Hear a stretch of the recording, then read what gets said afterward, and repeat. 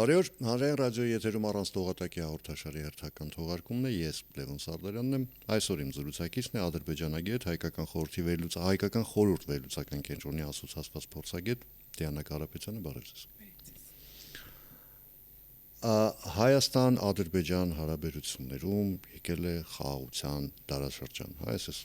բավական տարածված ընդունված խոսույթ է, ես դեմ չեմ այդ խոսույթին, անձամբ, բայց այստեղ կան մի շարք բայցեր, հիմա փորձենք այդ բայցերի մասին խոսել։ Խաղաղության դարաշրջան է, գետնի վրա խաղաղություն է, բայց չկա Հայաստան-Ադրբեջան խաղաղության ստորագրված համաձայնագիր։ Կա նախաստորագրված փաստաթուղթ, որ ըստ էության, միգուցե իրավական որոշակի հետևանքներ ունի, բայց այդ այն չի, ինչ որ մենք ակնկալում ենք։ Ըստ ձեզ, ինչու է ձգձգվում համաձայնության ստորագրումը։ Խաղաղության պայմանագրի որպես այդպիսին նախապայմաններ կային ստորագրման, ադրբեջանական կողմից դրանք բազմիցս հնչել են եւ ըստ երևույթին միակը որպես այդպիսին մնացած դա սահմանադրության հարցներ, իրենք եւ նախընտրական շրջանում եւ հետընտրական շրջանում հատկապես բարբերաբար խոսում են այդ մասին, որ իրենց համար դա կարևորագույն ուրեմն խնդիր է, որը պետք է լուծվի, ըստ երևույթին հեռացվի սահմանադրությունից անկախության հռչակագրին հղումը եւ իրենք, ինչպես իրենք են ասում, լիարժեքորեն փակեն պատերազմի էջը, բայց այստեղ խնդիր ունենք, ինչպես գիտեք, ընտրություններից հետո չստացվեց ձևավորել այդ մի 2/3-ը եւ Ադրբեջանում էլ այս պահին, մինչեւ այս պահը բարբերաբար հարցազրույցներ եւ վերլուծական ուրեմն նյութեր են պատրաստվում այն մասին, որ իրենք սպասում են, թե երբ է Հայաստանը գտնելու այդ լուծումը, բանալին, անելու սահմանական հարաքվե, որպեսզի տեսնեն, թե ինչ է մտածում հայ ժողովրդի հետ մասին։ Երկար են սպասելու, որովհետեւ իրավական նման մեխանիզմ Հայաստանի Հանրապետությունում գոյություն չունի։ Այո։ Ու պատկերացնում են ըստ երևույթին պարաֆինացված, այսպես ասած, այդ խաղաղության պայմանագիրը եւ վերջնականապես չեն ստորագրելու, մինչեւ որ լիարժեք չունենան պատասխանը մեր սահմանադրության անկախության հռչակագրին հղման, թե հայ ժողովուրդը, հայը, ըստ երևույթին, ինչ է պատասխանում դրան։ Այո, ոչ, կամ չեն գնում հարաքվե, ինչ են առաջարկում ադրբեջանական կողմին, մինչև իրենք լիարժեք պատկերացում չունենան դրա մասին, խոսք գնալ խաղաղության պայմանագրի վերջնական ստորագրման մասին չի լինելու, ու իրենք դա բազմիցս բարձրաձայնում են։ Տեսեք, խաղաղության պայմանագրի համար որպես նախապայման երբ դիտարկում են կամ իրենք են ներկայացնում սահմանադրության փոփոխությունը, ընդ որում Հայաստանի իշխող քաղաքական ուժ ասում է, որ մենք 18 թվականից ենք խոսում են մասին, որ սահմանադրությունը պիտի փոխվի 20 թվականին ավելի այսպես կոնտուրային էինք ներկայացնում դեռ ինչ պատերազմ, այսինքն այն ժամանակ դեռ այս խնդիրները չկային եւ այլն, որ մենք ասում ենք, որ պիտի սահմանադրությունը փոխվի, որովհետեւ այն սահմանադրությունը, որ մենք ունենք ըստ էության ընդունված չէ ժողովրդի կողմից, այսինքն հարկադրված, պարտադրված փաստաթուղթ է, բայց հիմա Ադրբեջանում ենթադրում եմ ինչ-որ ժամանակ հետո կգան այն եզրահանգման կամ իրենց գլխի կգցեն, որ եկեք սահմանադրությունից վազնանցեք, այնտեղ մինչև որոշակի պայմաններ չապահովի, Հայաստանը այնուհանդերձ Ադրբեջան չի, մենք այստեղ մի քիչ ուրիշ կանոններով ենք ապրում։ Բայց զուգահեռաբար, տեսեք, Ադրբեջանը պարբերաբար այդ նախապայմանները փոխում է, որ նախապայմանը առաջ կբերի, ասենք առաջին պլանում, ինչ որ ժամանակ սահմանադրություններ։ Այս վերջերս իմիջիալոց սկսել են այդ մասին շատ քիչ խոսել։ Փոխարենը հիմա սկսել են շատ ակտիվ խոսել անկլավներ, էքսկլավներ այդ տրամաբանության մասին, որը էլի խնդիր է, որովհետև դա էլ իրավական մեխանիզմների գործարկման խնդիր կա, ընդ որում ոչ միայն Հայաստանի Հանրապետությունում, այդ թվում նաև Ադրբեջանում։ Հիմա այս անկլավներ, էքսկլավների թեման ինքը կեղծ օրակարգ է, թե ուղղակի դե ուզում են։ Իրականում ադրբեջանական կողմում այդ նարատիվային մոտեցումը շատ ակտիվ է, այսինքն իրենք որ պահին զգում են հասարակությունը ինչ խնդրի շուրջ կունենա այդ ագրեսիվ ուրեմն վարքը կամ ինչի շուրջ կկոնսոլիդացվի հենց կոնկրետ հայ հասարակության մասին է խոսքը, ոչ իրենց։ Շեշտը դնում են դրա վրա, մատը պահում են զարկերակին ու առաջ են տանում։ Հիմա կլինի անկլավների թեման, կլինի սահմանադրության թեման, ցույց տալ, որ հայկական կողմում կա իրավական խնդիր, դուք չեք կարողանում, չգիտեմ, ձեր սահմանադրությունը փոխել, չեք կարողանում անկլավների հարցը լուծել, այն դեպքում, երբ որ անկլավների հարցը իրենց համար էլ բավականին, այսպես ասած, զգայուն եւ խնդրահարույց թեմա է։ Նույն Արցվաշենը, որը Ադրբեջանի տարածքում է, այնտեղ իմ գործընկերները կարծում եմ այստեղ մի քանի անգամ ասել են, որ ինքը իր տարածքի առումով 20-30 գյուղի ջրային պաշար է ապահովում, ճանապարհային եւ այլն եւ այնպես չի, որ Ադրբեջանը հոժարակամ Արցվաշենը ուրեմն փոխանցելու է հայկական կողմին։ Երբ որ մենք խոսում ենք Տիգրանաշենով անցնող ճանապարհների մասին եւ այլն, այդտեղ միակողմանի չի խնդիր, այսինքն նույն խնդիրը կա նաեւ ադրբեջանական կողմում։ Հարցը կայանում է նրանում, թե երկրները, որոնք պայմանավորվել են Ալմաթայի հռչակագրի հիման վրա սահմանազատումն իրականացնել, ինչպես են լուծելու այդ հարցը եւ ինչպես նշում է ուրեմն իշխող ուժը Հայաստանում, եթե Տիգրանաշենը ըստ այդ քարտեզների գտնվել է Ադրբեջանի կազմում, ինչ պետք է անեն։ Պետք է սահմանազատեն եւ ուրեմն փոխանցեն ադրբեջանական կողմին։ Բայց այն ձեր ասած բայցերը կան։ Այո, չէ, հարակվեն միանշանակ, բայց եթե հիմնվում են դրա վրա, երկու կողմն էլ ու որևէ կետում խնդիր չի լինում, պետք է անեն այդպես, պետք է անեն արդյոք թե չեն անի, ես կարծում եմ, որ չեն անի, որովհետեւ ոչ հայկական կողմին է լիարժեքորեն ձեռնտու 4 այդ գյուղերը, որը ադրբեջանական կողմ պահանջում է տալ, ոչ Ադրբեջանին է ձեռնտու Արցվաշենը տալ հայկական կողմին։ Իրենք առավել ուրեմն տրամաբանական կարծում եմ գործողություններ կիրականացնեն ու կշարժվեն այն ճանապարհով, որ այստեղ կթողեն այստեղի եղածը, Արցվաշենը կմնա իրենց,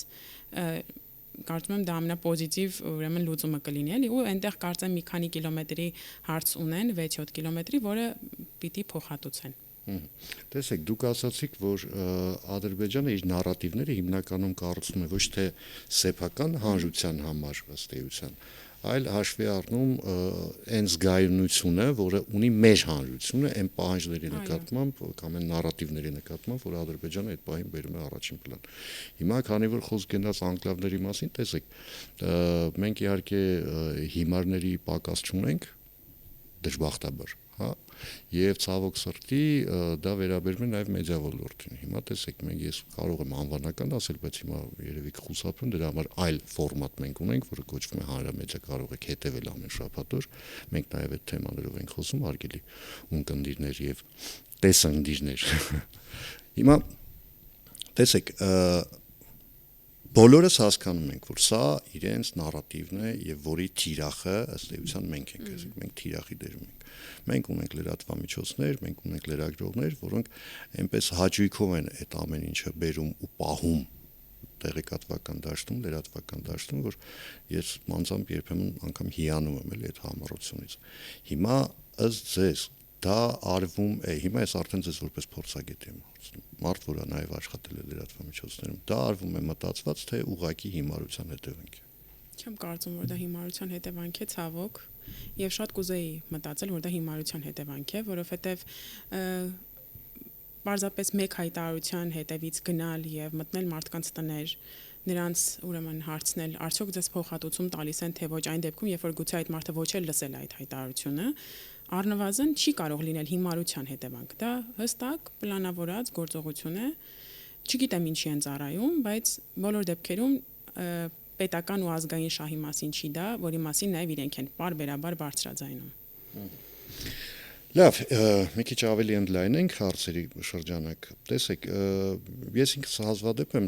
տեսակետ հայտնում կամ խուսափում եմ հաշվի առնելով նաև իմ աշխատանքը, որ ըստ էության ես հարցազրույցավար եմ, ես պիտի լսեմ դիմացինի տեսակետը, բայց հարցս այսպես ձևակերպեմ։ Տեսեք, այնպիսի տպավորություն է, որ Ադրբեջանը շտապում է ինչ-որ պահանջներ ներկայացնել, այն որ ժողովրդական լեզվով ասած, որը կպավ, հա։ Այդ շտապողականությունը ինչի հետ է կապված։ Այս այն թեման է, ինչի մասին այ հանրության հետ, այդ թվում նաև մեր չհիմար լրատվամիջոցները առանձնապես չեն խոսում։ Ինչու է շտապում Ադրբեջանը, ուր է շտապում։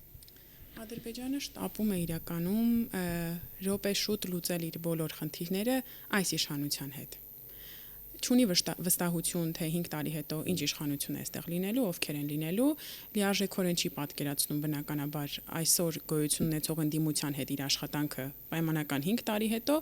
եւ փորձում է րոպե շուտ հնարավորինս շատ հարցեր լուծել։ Նաև TRIP-ի հանգամանքը կա, որ փորձում են նաև իրենց մոտ բոլոր աշխատանքները, ինչպես ասում են, իրենք իհարկե կոչում են Զանգեզուրի միջանցք, բոլոր աշխատանքները ավարտել են եւ երեկ էլ Ալիևը կարծեմ ելույթ ունեցավ եւ ասաց, որ տեղեկություններ ունի, որ հայկական կողմում էլ աշխատանքներ իրականացվում են, ամերիկացիներից է տեղեկություն ստանում, սպասում են TRIP-ին եւ փորձում են հնարավորինս շուտ լուծել հարցերը հենց այս իշխանության հետ։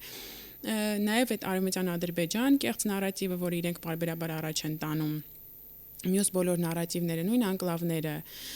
ատելության խոսքը, որը պահպանվում է այնտեղ շատ կոնկրետ եւ հստակ գործողություններով, ինչի դրանք չեն դուրս գալիս, որովհետեւ նա րոպե շուտ Ադրբեջանը ընդհանուր առմամբ րոպե շուտ ուզում է հարցերը լուծել այստեղ,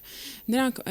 իր հասարակությանը պահում է կոնսոլիդացված այդ ատելության խոսքի շուրջ, տարբեր նարատիվների շուրջ, որ դուք մտածեք, որ դեռ կա ինչ-որ բան, որը մենք կգնանք կգրավենք եւ այլն, որ այնտեղ ինքը հանգիստ լինի, որևէ սոցիալական բունտ չկա, խնդիր չկա, այստեղ հարցերը շարունակի լուծել։ Թե ինչքանով կկարողանա իր բոլոր ուրեմն խնդիրները լուծել, պահանջների պատասխանները ստանալ,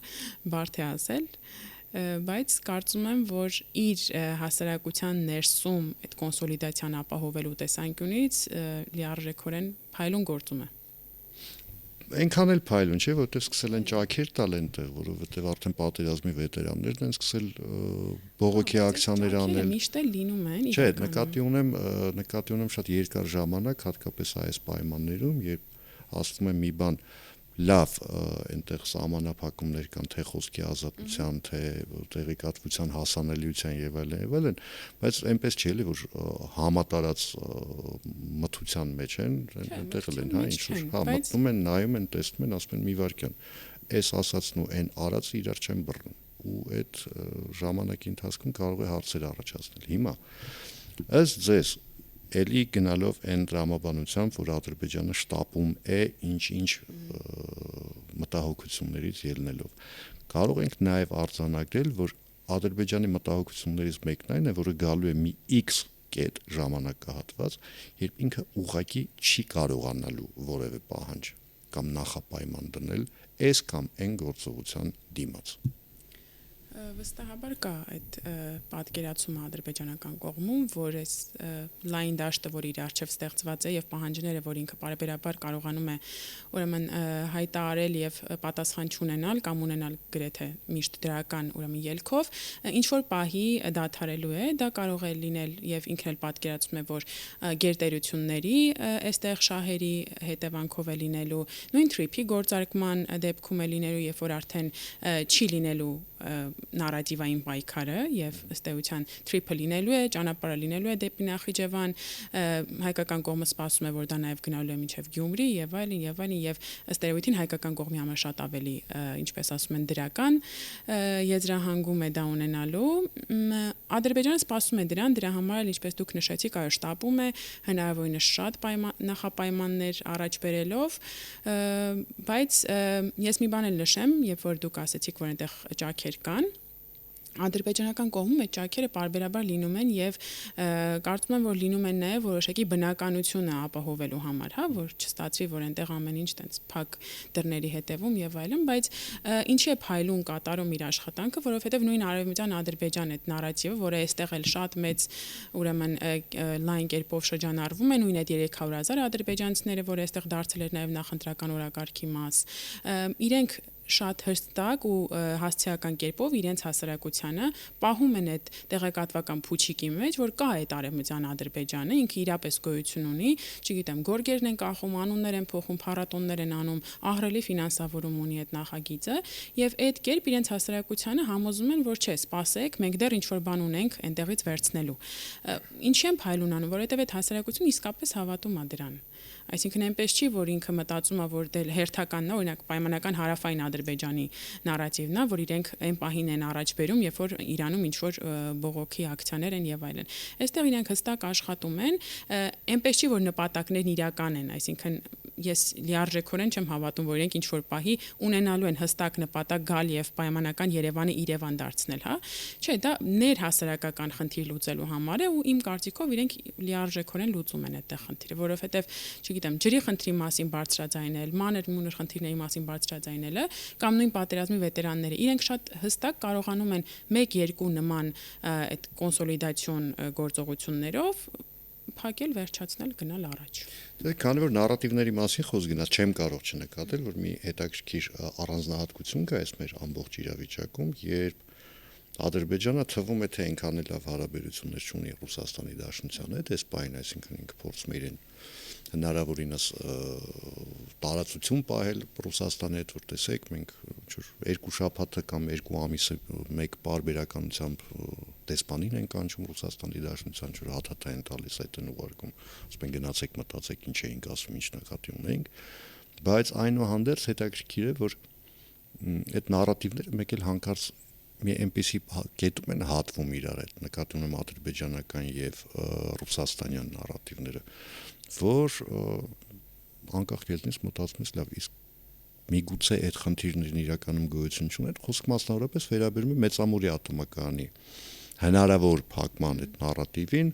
որ ամբողջ աշխարհը գիտի, որ մեծամուրի ատոմակայանը իրոք փակվելու է, բայց դա տեղի ունենալու 2036 թվականին։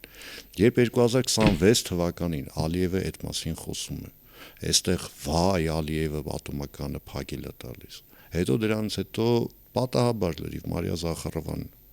հիշեցնում ասում է մեծամուրի ատոմակայանը եթե փակվի, Հայաստանի կախվածությունները կավելանան եւ այլն, այնպես բնականաբար մեր մասին մտածելով այդ ամեն ինչը ասվում։ Այդ հատման կետերը պատահական են, ես հասկանում եմ, որ հիմա ասելու եք քաղաքականության մեջ պատահականություններ չկան, բայց ինչու են այդ հատման կետերը հիմա։ Հարմար պահ է կարծում եմ, որովհետև իսկապես պատահականություններ չկան եւ ադրբեջանական կողմը այնպես չի, որ լիարժեքորեն հակառուսական ինչ-որ դիրքավորում է բռնել, ուղղակի հատկապես նախորդ տարվա Վաշինգտոնյան նախաստորագրված համաձայնագրից հետո փորձում ավելի զգուշավոր հարաբերություններ կառուցել ռուսական կողմի հետ, նույն այդ ամիսը մեկ ինչ-որ տարբեր նոտաներ հղելի իրար, որ ցույց տալ, որ չէ, այստեղ ինչ-որ լարվածություն կա, ձերբակալությունները, լրագրողների եւ այլն ձևական բաներ են կարծում եմ, որովհետև չի կարող ամեն դեպքում նման երկրների լարվածությունը սահմանափակվի զուտ 1-2 նոտայով կամ ինչ-որ լրագրողների ձերբակալմամբ չէ, այդտեղ ինչ-որ շահերի համընկնումներ կան եւ ըստ երևույթին եւ ադրբեջանական կողմը եւ ռուսական կողմը դա լիարժեքորեն գիտակցում են, դրա համար նոտաներից այն կողմ չի անցնում իրենց ուրեմն լարվածության դրսևորումները, բայց հայկական կողմին կարողանում են այսպես շոյել եւ ասել, որ տեսեք մենք լարված ենք, նաեւ միջազգային հանրությանը, որ մենք լարված ենք եւ Ադրբեջանը կարող է իրեն թույլ տալ տարածաշրջանում հարավային Կովկասում ներկանալ որպես այսպես խաղաղասեր, ինչ որ հեգեմոն դիրքերում լինել,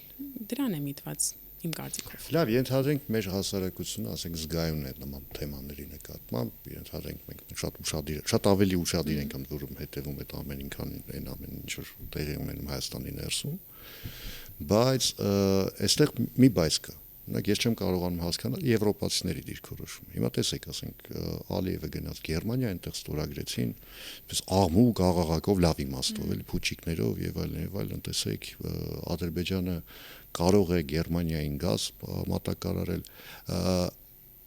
Ես վստահաբար գիտեմ, որ Գերմանիայում վստահաբար գիտեմ, որ Ադրբեջանը այդ գազը չի կարող մատակարարել, որովհետեւ այն արդյունահանման ծավալները, որ ունի Ադրբեջանի Հանրապետությունը եւ այն խողովակաշարերը, որոնք դուրս են գալիս Ադրբեջանի Հանրապետությունից, ֆիզիկապես դրա հնարավորությունը չունեն։ Այսինքն իրենք ունեն ամսական 7 միլիարդ խորանարդ մետր գազ արտահանել, ներողություն տարեկան 7 միլիարդ խորանարդ մետր արտահանելու հնարավորություն, ոչ ավել, ոչ պակաս։ Այդ 7 միլիարդը Գերմանիային չի կարող հասնել ոչ մի ձևով։ Հիմա այդ դեպքում հարց առաջանում ինչի են նույն Գերմանիայի Դաշնային Հանրապետության կանցլերը ինչու է իրեն համապատասխան կերպով պահում, լավ չէ, բնորոշումներ չասում, նպատակ։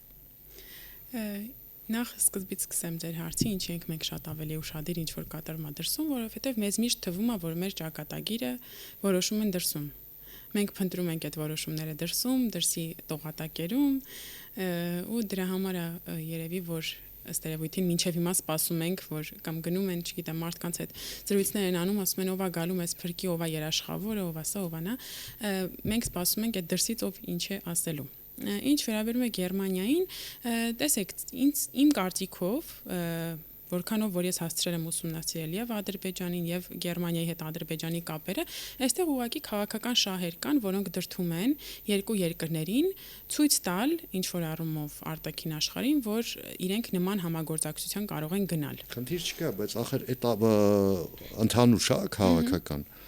ձմռանը կապույտ գույնով չի վառվում։ Այո։ Այսինքն երբ ասում ես ես կմատակարարեմ, հետո պիտի մատակարարես։ Երբ ասում ես կգնեմ, հետո պիտի գնես ու վառես, չէ՞։ 10 բնակ չի, ասես եղբայր վառի։ Բայց հետո ինչ են անելու։ Այ չգիտեմ ինչ են անելու։ Դե ամեն բան չի, որ իրենք ստորագրում են եւ ըստ էության իրականացնում են, եւ այստեղ նաեւ ընդհանուր այդ եվրոպական հանրույթի եւ Ռուսաստանի ու Ադրբեջանի երանգյունու մեջ պետք է փնտրել նաեւ պատասխանը, թե ինչ է փորձում Ադրբեջանը այս քայլով Ռուսաստանին հասկացնել, արդյոք այնքան ուրեմն պաշարներով հարուստ երկիր է, որ չի գնահատում սեփական կարողությունները ըստ երևույթին եւ կարողանում է իրեն թույլ տալ նման համաձայնագիր կնքել Ռուսաստանին ակնհայտորեն ազդանշաններ հղելով, բայց փաստը մնում է փաստ, որ պաշարներն այդքան են եւ չի կարողանալու, թե ինչ կանի չգիտեմ։ Լավ, այդ իրենց խնդիրն է։ Հիմա տեսեք Ռուսաստանի մասին քանի որ խոսք գնաց, տեսեք ինչ որ ազդակների մասն է, Ռուսաստանը անընդհատ բարբերաբար տարբեր կողմերից սկսել է ազդակներ ստանալ։ Ադրբեջանից եկող ազդակների մասին խոսեցինք, Թուրքիայից եկող ազդակներ կան, այնտեղ որ ժողովուրդ երիկա մենք ձեր հետ ինչքան լկստվեցինք, մենք փողը ընդեղ, արևմուտքում կներեք, շնորհակալություն, հաջողություն։ Հայաստանը արդեն գիտեք ինչ կասում, հապկում կուզեք կմնամ, չեք ուզի չեմ մնա, բացարձակապես դրանից իմ կյանքում ոչինչ չի փոխվելու։ ԵԱՏՄ-ի մասին էլ կարող ենք մտածել, հա մեզ պետք է, բայց եթե որոշել եք, որ մենք պիտի դուրս գանք, հա, խնդիր չկա։ Իրանի Իսլամական Հանրապետությունն ազդակներ ուղարկում մեր ՏԿ նախարարի հետ հանդիպման ժամանակ, տարածքային կառավարման եւ ենթակառուցվածքների նախարար պարոն Խուդացյանի ասելով, որ մենք կարող ենք եռապատկել Հայաստանի մատակարարվող գազի քանակը։ Այն դեպքում, երբ Ռուսաստանը ասում է մենք հենց կմտածենք, բարձրացում ենք ինչ ենք բարձրացում, ընդհանրապես մատակարարելու ենք, թե չենք մատակարարելու, այ մեծ էլ կմտածենք։ Հիմա Ռուսաստանը ըստ էության այդ բոլոր ազդակները շատ յուրովի է մեկնաբանում ու բնականաբար ստացվում է այնպես, որ ագրեսիա է կուտակվում, բայց այդ ագրեսիան չգիտես ինչու պարփվում է մենակ մի ուղղությամբ, դա Հայաստանի Հանրապետությունն է, ինչու։ Հարմար ուղղակի Հայաստանի Հանրապետությունը Իրանի հետ չի կարող նույնն անել, Ադրբեջանի հետ ըստ երևույթին չի կարող նույնը անել, որովհետև փաստացի վերջին տարիները ցույց են տվել, որ այդ ձեր նշած երկրների հետ իր թե տնտեսական առևտրային հարաբերությունները շատ ավելի խորն են եւ ձեռնտու, իսկ հայկական կողմի հետ ավելի շատ սվիններով ուրեմն խոսույթ է վերջին շրջանում եւ իրենք էլ լիարժեքորեն պատկերացնում են թե ինչ կառավարություն է այս պահին ձևավորված Հայաստանի Հանրապետությունում եւ ինչ քաղաքական գիծ են իրենք որդեգրել։ Իրենք իրենց չեն տեսնում այդտեղ եւ ամեն դեպքում փորձում են տեսնել, ոչ թե չեն տեսնում, այլ առավելապես փորձում են տեսնել, փորձում են հնարավոր բոլոր քայլերն անել, որպեսզի քաղաքական խոսույթից դուրս հարաբերությունները մնան որոշակի ստատիկ վիճակում, իրենք իրար, չգիտեմ, դուրս են գալիս, ներս են գալիս եւ այլն, բայց ամեն դեպքում հողի վրա գործողությունները լիարժեքորեն չտուժեն։ Իրանի պարագայում Իրանին հատկապես պատերազմական գործողություններից հետո պետք է ցույց տալ, որ ինքը չի թուլացել եւ տարածաշրջանում հատկապես իր խոսքը, այսպես ասած, հարգի է Ադրբեջանի հետ համեմատությամբ հատկապես եւ եթե Ադրբեջանը հանդգնում է խոսել նաեւ հայկական կողմի այդ վառելիքային եւ այլ սպասարկումների մասին, նաեւ ունենք փորձը դեկտեմբերից, որ միակողմանի փոխանցումներ են լինում, իրանական կողմին պետք էր այդ կերպ որևէ ազդակ հղել առայն, որ իրենք, այսպես ասած, թույլ պետություն չեն, պատերազմից հետո դեռ կանգնած են եւ կարող են հայկական կողմի համար է լինել այլընտրանք, եթե դրա կարիքը լինի։ Հիմա տեսեք, դուք ասում եք, որ Հայաստանը հարմար օղակ է ի տարբերություն, ասենք, Իրանի Իսլամական Հանրապետության, միգուցե նաև Ադրբեջանի, այստեղ բայց էլի մենք այսօր բայցերի վրա ենք, հա։ Բայց այստեղ մի շատ կարևոր հանգամանք կա։ Հայաստանը թող հիմա դա իմ ասածը ընդունվի որպես քաղաքական մեծամտություն, Հայաստանի Հանրապետությունը միակ պետությունն է այս պահին, այս դրությամբ, որը կարող է Ռուսաստանի Դաշնությանը հարավային Կովկասից ճանապարհել, ուղղակի հեռացնել, այսինքն կորցնելով Հայաստանի հետ իր կապերը, ռազմավարական, տնտեսական եւ այլն, Ռուսաստանը ավտոմատ դուրս է մնում հարավային Կովկասից եւ ըստ էության բոլոր այն զարգացումներից, որը լինելու են հարավ-հյուսիսի դեպքում, Թրիպի դեպքում եւ այլն։ Բայց չի անում։ Բայց կարող է անել։ Դե գիտեք ինչ կա։ Հա, այսօր չի անում, վաղը կարող է անել։ Դե ռուսական կողմին իրականում այդ գործողությունների ազատությունը Հայաստանում թույլ է տվել իր ազդեցությունը այստեղ, հա, նույն Ադրբեջանում, Իրանի մասին ընդհանրապես խոսք չկա, Ադրբեջանում չկա այնպիսի քաղաքական շրջանակ, որի հետ հարաբերությունները ռուսական կողմը այնքան սերտ եւ, չգիտեմ, այնքան ազդեցություն ունեն այդ քաղաքական շրջանակի վրա, որ կարողանա քաղաքական որոշումներ փոխել։ Իր ազդեցությունը կամ իր հարաբերությունները այնտեղ կառուցվում են շատ ուղիղ եւ մի կենտրոնի հետ։ Ինչի չեն կարող ասել Հայաստանի հետ։ Հա, այստեղ ընդդիմությունը գիտենք, որ ուրեմն ռուսամետ ընդդիմություն էր, հստակ այնտեղից ազդակներն եկել են, որևէ թաքցնելու բան չկա կամ հեծանիվ չենք հայտնագործում, հա։ Ռուսաստանը դա շատ լավ հասկանում է եւ փորձել է այստեղ հնարավորության դեպքում դա օգտագործել։ Ինչի Հայաստանը չի օգտագործում իր հնարավորությունը Ռուսաստանին հանելու, կարծում եմ, որ դեռ իրեն պետք է, որ Ռուսաստանն այստեղ մնա, լիարժեքորեն, նաև պատկերացնելու, թե արդյոք հայ հասարակությունը եւ տարածաշրջանի մյուս երկրները իրապես ուզում են, որպեսզի Ռուսաստանը այստեղից գնա։ Եթե այդ եվրոպական ինտեգրման գործընթացը ընդունելի եւ պատկերացնելի է բոլոր 4 կողմերի համար, այսինքն խնդիր չի լինելու եւ Ռուսաստանը չի լինելու հաջորդ իր ուրեմն կենտրոնացման օղակը չի լինելու պայմանական Ադրբեջանը կամ Իրանը, միայն այդ համոզմունքը ունենալու դեպքում ինքը պետք է գնա այդ քայլին, որովհետեւ տարածաշրջանում ունենալ ռուսական ազդեցություն այն էլ այնքան ուժեղ, որ քո եվրոինտեգրման գործընթացին դեմ գնա եւ հարևան որևէ պետությունում, որքան էլ դա մի փոքր անիրատեսական է, ամեն դեպքում ռիսկային է ու պետք է հստակ ունենալ էլի այդ պատասխանը, արդյոք Ռուսաստանը իրեն սպառել է լիարժեքորեն, թե դեռ ինչ-որ մի բան կարող է անել։ Տեսեք, որպես գնահատական չեմ ասում, բայց ֆուտբոլում նման մի իրավիճակ կա, որը կոչվում է վերջին հույսի խախտում։ Այսինքն դրանից հետո արդեն ֆուտբոլիստին կարմիր քարտ են ցույց տալիս, հեռացնում են խաղադաշտին։ Հիմա վերջին շրջանում նարատիվներ կան, որոնք այդ վերջին հույսի խախտման տպավորություն են թողնում։ Խոսք մասնավորապես վերաբերում է Թրիփին, ավելի ճիշտ Թրիփի շուրջ ստեղծված իրավիճակին եւ այն կեղծ տեղեկատվությանը, որը տարածվում է իբր թե Իրանի Իսլամական Հանրապետության բարձրաստիճան զինվորականների, քաղաքական գործիչների անուններից, որը մտնում է մեր տեղեկատվական դաշտ, էլի եկանք են հիմարության կանխավարկածին կամ չկանխավարկածին, մտնում է հայաստանյան տեղեկատվական դաշտ, ասում են, այ տեսեք, Իրանի Իսլամական Հանրապետությունը դեմ է Թրիփին, այն դեպքում, երբ Իրանի Իսլամական Հանրապետությունը մի քանի անգամ ուղիղ տեքստով ասել է, որ հայկական կողմի հավաստիացումներից հետո ընդորում ոչ միայն հավաստիացումներից, երաշխիքներից հետո Իրանի Իսլամական Հանրապետությունը Թրիփը դիտարկում է որպես հնարավորությունների նոր տարբերակ։ Հիմա այդ վերջին հույսի խախտումներ կարող ենք այդ ամեն ինչին որպես այդպեսին բնորոշել այդ ամենը, թե այնքան էլ չէ։ Ձեր ասած հիմարությանը մի հատ անդրադառնամ, որովհետև դա շատ խոցելի է իրականում, նույն իրանական կողմից դեռ փետրվարից սկսած ինչ պատերազմը սկսել էր, այդ բարձրաստիճան պաշտոնյաների պարբերաբար ուրեմն լրատվական դաշտն այդվող հայտարարությունները մեկը մեկին չզիջող հայկական կողմում ընկալվում են որպես գրգռիչ նյութեր։ Ես չեմ հասկանում օրինակ այդ մղումը, թե ինչու են որոշ լրագրողներ կամ մեդիա ուրեմն ներկայացուցիչներ ձգտում ունենալ պարբերաբար լարված իրադրություն տարածաշրջանում, որը կարող է հանգեցնել պատերազմի, կարող է ինչպես իրենք են ասում, Սյունիքը կտան, Մեղրին կտան, սա կտան, նա կտան։ Հա, շատ աննորմալ իրականում, շատ աննորմալ դրսևորում է դա, ու ինձ թվում է պետք է մի հատ ուսումնասիրել, որովհետև նորմալ չի։ Պարբերաբար ուզել ինչ-որ պատերազմել դա։ Ինչ վերաբերում է վերջին հույսին, իրականում Թրիփը իսկապես ունի այդ վերջին հույս ասվածի, ուրեմն հիմնավորում է այդտեղ, բայց կախված է նրանից, թե ինչ եզրահանգման կամ ինչ պատկերացում ունեն, հա, այդ մասին նույն ամերիկյան կողմը, Ադրբեջանը եւ Հայաստանը իրանական կողմին դեռ դնենք մի կողմ, հա։ Իրենք լիարժեքորեն չեն պատկերացնում այդտեղ որևէ ռուսական ներկայություն ամենաչնչին անգամ ու բարբերաբար ռուսական կողմից նշում են, որ այդտեղ որևէ հասցեական չեն նշում թրիփը, բայց ուզում են որևէ ներկայություն ունենալ, բայց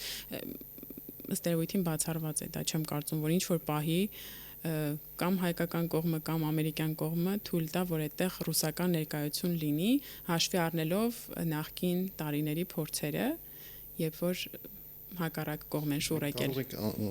Աշխարհագրությունն էլ ընդլայնը։ Ես չեմ կարծում, որ կենտրոնական Ասիայի երկրներից որևէ մեկը դրա ցանկությունը կունենա, չեմ կարծում, թե Թուրքիան կունենա, Եվրամիությունը կունենա։ Մի խոսքով ոչ մեկին դա պետք չէ։ Եվ այդ վերջին հույսը բոլոր տեղերում բացի 3 լրագրողից եւ Ռուսաստանի Դաշնությունից։ Շնորհակալություն զրույցի համար։ Հիշեցնեմ այսօրում զրուցակիցներ ադրբեջանագետ, հայկական խորհուրդ վերլուծական կենտրոնի ասոցիացված փորձագետ Դիանա Կարապետյանը, ես Լևոն Սարդարյանն եմ, կհանդիպենք վաղը նույն ժամին, նույն վայրում, հաջողություն եւ համբերություն բոլորիս։